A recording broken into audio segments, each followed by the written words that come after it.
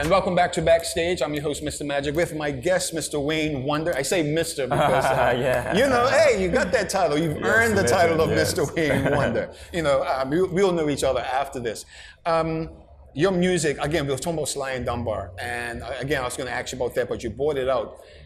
They have a studio that many artists travel through. Now, you say it took you years later to actually work with them. Yes. Who did you work with before, you know, in between that time? You know, how did you really get going? Well, after that journey, like, I found myself, like, doing researches and singing on sound systems. So it's like, I got a chance to sing on, like, a few other foundation sounds, such as Metro Media, you know, Youth High Power.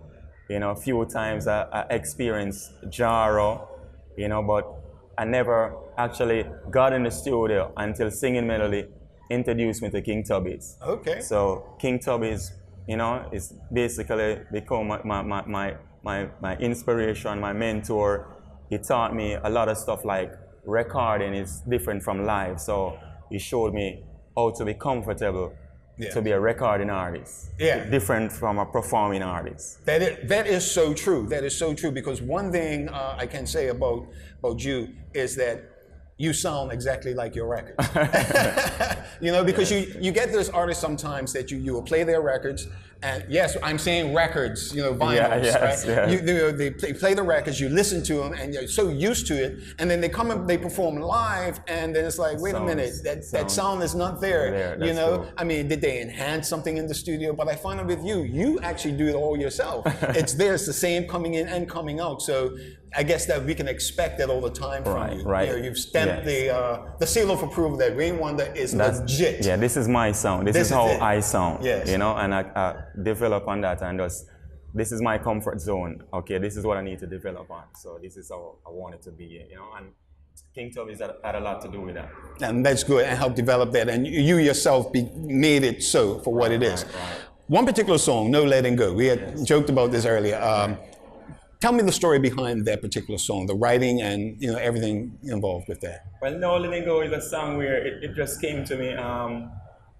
It's like during my writing experiences. It's like I wrote songs like Saddest Day, which is a personal experience. You know, that was like about my high school girlfriend who, you know, broke my heart. But No Letting Go now was a song where, you know, it's like, you know, I was just basically showing my, because like we had a lot of conversation, and she was like, I never heard you sing a song about, you know, me, or, and I was like, okay, I'm gonna sing a song, but I don't have to call your name to make it be about you. Right. So I got the track from Lenky, the producer. I was in New York at the time in my basement. I had a house in Queens. In Queens, yeah. And got the track, you know, fooling around the keyboards, you know, because I wanted to be different from just the ordinary track. So I played some chords around it and wanted to be more, you know, more, I should say, more passion. More emotion. More emotion, you know. So, and then I just came up with, you know, so I was basically singing about, you know, a special person in my life. Oh, there you go. And showing my appreciation. I mean, I couldn't believe that your high school girlfriend broke your heart. Yeah. Because, I mean, you know this with all artists.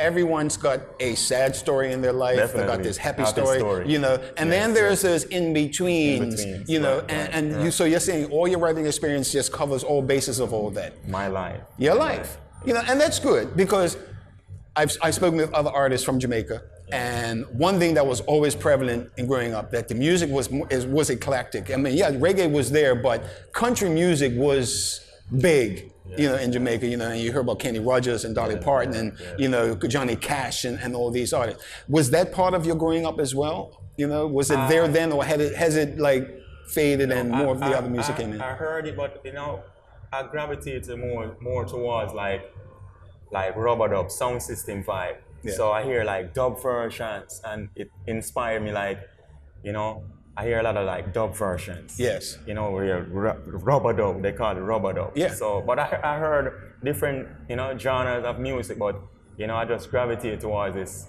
this reggae music, you know, all shape and form of the reggae music. You know. So did you do other than club performances? Did you do like house parties? You know, you'd be at a party, someone just hand you a mic, say, you know, just spit off some lyrics. You know, were you ever into that? It wasn't like house parties, more like dancehall vibe, outdoor. Right. You know, zinc fence behind the box. Climb the pole, connect the electricity, put a speaker out there. I've seen it was I can't remember the movie that was done. Jimmy Cliff was in it, basically telling that story about how the harder they come. People harder they come. People that just got together, like listen, get the speakers, put them outside, you climb the pole, rolling the sound, rolling the sound, steal some electricity, you know, so you were part of that vibe. So you got into the studio, you start making this music. Next thing you know, Wayne Wonder's a household name. Yeah. Did it come that quick? Was it that easy? When was that turning point? When I record for King Tubby's, and I actually got when it really hit me the right way, when I actually held my 45 in my hand. Yes. And was like, wow, when I look at it, I say Wayne Wonder, you know? And then I took like a box of 24 from King Tubby's. Yeah.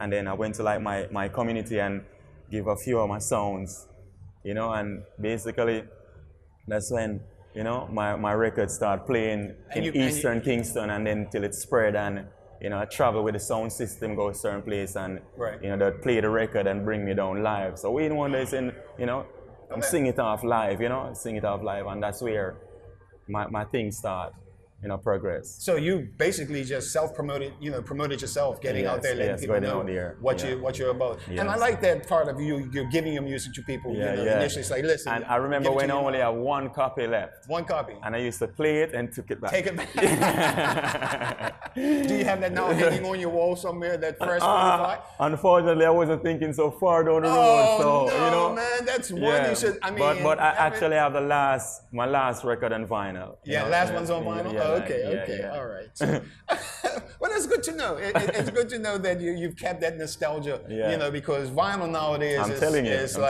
it's coming back, you know, slowly, you know, for certain groups of people. And funny enough, in Europe, they have like foundation parties where the selectors can play Serato or Ableton Live. It's gotta be vinyl. It gotta be vinyl. That is so cool to know. All right, well, we'll be back after this, more with Wayne Wonder, and when we come back, let's talk about, you know, being back in the studio and what's coming up next for you and where it's going to take you. We can do that? Definitely. We're not going to get too personal. We're just going to find out about you. All right. So we'll be back right after this.